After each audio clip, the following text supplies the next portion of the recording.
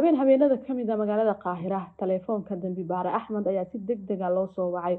Wicitaankaasi wuxuu ka yimid saldhigga booliska. Waxaa lagu wargeliyay in qof ganacsada ah meedkiisa laga helay qol hotel ah oo ku yaala bartamaha magaalada. Markii uu gaaray hotelka, shaqaalaha hotelka iyo goobta waxaa ka jiray cabsi iyo jahwareer. Qolka meedka laga helay albaabkiisa si caadi ah ayuu u xirnaa. Meedka ninka wuxuu yaalay sariirta korkeeda. Wax dhaawac kama muuqan. Wax kasta waxay u muuqdeen si caadi ah. Goobtana uma ekeen goob lagu dagaalamay. Koob shaax oo weli kulul ayaana miiska saaran, taasoo tilmaamaysa in dhacdadu ay dhacday wax yar ka hor. Waa idin salaam daawadayaal, magacaygu waa Xaliimo Daawud. Inta gudaha u galin warbixinteena maanta waxaan ka codsanayaa inaad subscribe yiraahdo channelka, like-tana ii saarto.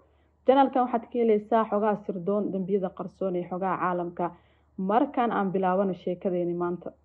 Habeen qabo oo ka mid ah habeenada saacadu markay ahayd 2 saac habeenimo magaalada Qaahira, dambi baare Axmed ayaa la soo wacay telefoonkiisa shaqada isagoona wali xafiiska jooga. Codka warka keena wuxuu ahaa mid degdeg ah, wuxuuna u sheegay in nin ganacsada ah laga helay meedkiisa qol hotel ah oo ku yaala bartamaha magaalada. Axmed ma uusan sugin wax badan, wuxuu xirtay jaakadiisa, feelkiisana gacanta ayuu ku qaatay isagoona si toos ah ugu dhaqaaqay goobta. Maskaxdiisa waxaa ku soo dhacaya su'aalo badan. Markii hotelka uu yimid, booliis hore u jooga ayaana xiray aaga. Dad badan oo ka mid ah shaqaalaha ayaana isha ku haya waxa meesha ka socda. Qaar wajiyadooda cabsi ayaa ka muuqday. Axmed wuxuu si toos ah ugu dhaqaaqay qolkii la sheegay in meedku laga helay. Qolka wuxuu ahaa mid nadiif ah, ma jirin wax jab ah. Daaqadaha si fiican ayay u xirnaayeen. Albaabkana ma muujinin in qolka xoog lagu galay. Tani waxay Axmed ku kaliftay inuu fahmo in qolka dilka ka dhacay iyo in meel kale oo ka baxsan qolka ka dhacay meedkana meesha la keenay. Meedka ninka wuxuu yaalay sariirta korkeeda, dharkiisuna calaamad kama muuqan. Wax dhaawac oo muuqdan lama arkin marka hore. Dambi baare Axmed wuxuu amar ku bixiyay in sawiro dhameystiran laga qaado goobta. Waqtiga dhimashada ayaana la qiyaasay inuu ahaa 1 saac ka hor inta aan meedka la helin. Taasi waxay ka dhigan tahay in dambiiluhu uusan wali meel fog gaarin. Axmed wuxuu arkay koob shaax oo miiska yaalay. Shaaha wali wuu kulul yahay. Faahfaahintaas yar ayaana ku filneed inuu hubiyo in dhibanaha uusan kaligiis ahayn ka hor inta uusan dhiman. Baaritaanka hore kadib, dambi baaraha wuxuu bilaabay diiwaangelinta dhammaan wixii ku jiray qolka. Telefoonka dhibanaha, boorsadiisa iyo dukumiintiyada ganacsi ayaana si taxaddar leh loo qaaday. Talaabada xigta waxay noqotay wareysiga shaqaalaha hotelka. Mid ayaana loogu wacay. Su'aalo isku mid ahna waa la weydiiyay si loo arko halka ay sheekadu aadayso. Shaqaale ka mid ah ayaana xusay in fiidkii hore uu arkay haweeney si gaar ah u soo gashay qolka dhibanaha. Magaceeda lama diiwaangelin, taasoo abuurtay shaki hor leh.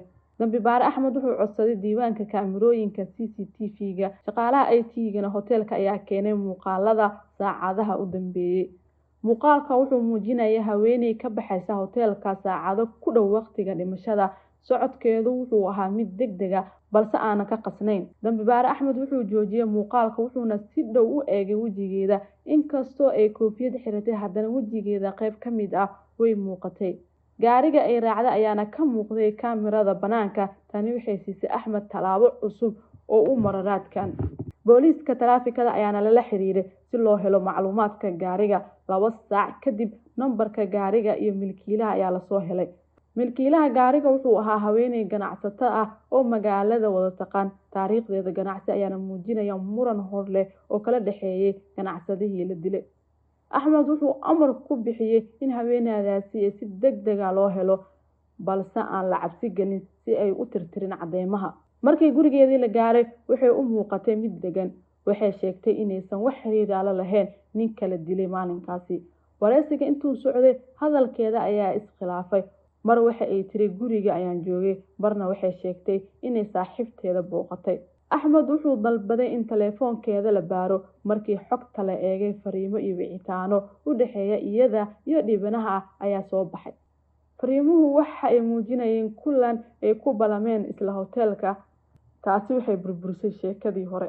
Cadeyn kale ayaa timid markii faraheeda laga helay koobkii shaaha ee miiska saarnaa laga helay qolka hotelka ee meedka yaalay. Dambi baare Axmed wuxuu ururiyay dhammaan cadeymaha, muuqaalka CCTV-ga, faraha iyo fariimaha iyo iskhilaafka hadalkeedii ee marba hadal ay ku hadlaysay. Markii loo keenay cadeymaha, haweeneydii waxay bilowday inay muujiso cabsi badan. Codkeeda ayaana isbedelay. ugu dambeyn waxay qiratay in muran ganacsi uu sababay in kulan la yeelato si ay u cadaadiso haweeneyda iyo ninka ganacsatada ahaa ee la dilay. waxaa ka dhaxeeyay muran ganacsi oo muddo bil ah soo jiitamayay. maalintaasi galabtii ayayna go'aansatay inay la kulanto si ay u wada hadlaan. waxay u dirtay fariin taleefan iyada oo ku qancinaysa in kulan degdeg ah oo muhiim ah, gaar ahaan arrin lacageed. ninku wuu aqbalay kulanka, wuxuuna u doortay qolkiisa hoteelka isagoona u arkayay meel ammaan ah. haweeneydu waxay heshay macluumaadka qolka iyo waqtiga kulanka. ka hor inta aysan hoteelka tegin, haweeneydu waxay diyaarsatay sun khafiif ah oon lahayn ur ama dhadhan si fudud lagu dareemi karo, waxayna ku qarsatay bac yar oo ay ku dhex wadatay boorsadeeda. markii ay qolka galeen wada hadal ganacsi ayayna bilaabeen. hadalku si tartiib ayuuna iskugu bedelay muran, balse haweeneydu waxay iska dhigtay mid degan oo aan xanaaq ka muuqan. si ay xaaladda u dejiso ayayna soo jeedisay in shaah la cabo. shaahana iyada ayaa dalabtay.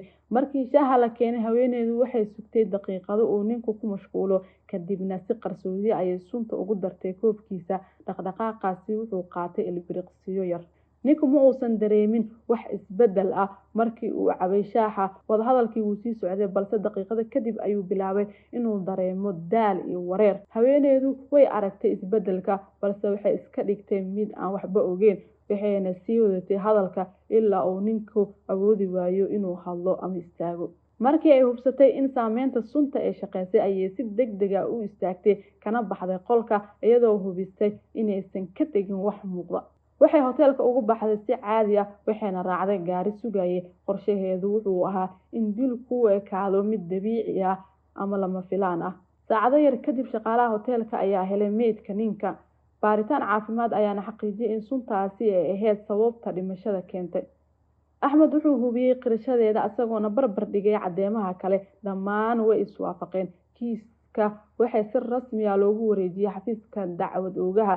haweeneydii waxaa lagu soo oogay dacwad dil ah. intii maxkamadda socotay, dambi baare axmed ayaana markhaati ka noqday baaritaankii uu sameeyey, wuxuuna si faahfaahsan u sharaxay sida uu tallaabo oo ula socday raadka. qareenada difaac ayaana isku dayay inay shaki geliyaan cadeymaha. si kastaba, cadeyntu waxay ahayd mid adag oo iswaafaqsan. maxkamaddu waxay aqbashay dhammaan cadeymaha la keenay. markhaatiyaasha hoteelka ayaana sidoo kale ka hadlay waxay arkeen. muuqaalada CCTV-ga ayaana laga daawaday hortiisa garsooraha. qirashada haweeneyda ayaana lagu daray feelka kiiska.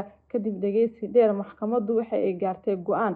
haweeneydii waxaa lagu helay dembi dil ah. kiiska ayaana noqday mid si weyn loo hadalhayo. haddii intaa nala soo gaartay daawadayaal, waan kaga mahad celinaya waqtigaaga. laagdha muuqaalka, sheerna si saaxiibo badan u gaarno. qaybta hoose faalada fikirkaaga nagula wadaag. saaxiibada cusub ee gadaal nalagu soo biirina waxaa leeyahay soo dhawaada mar kale. minkiina leewaaye soo dhawaada.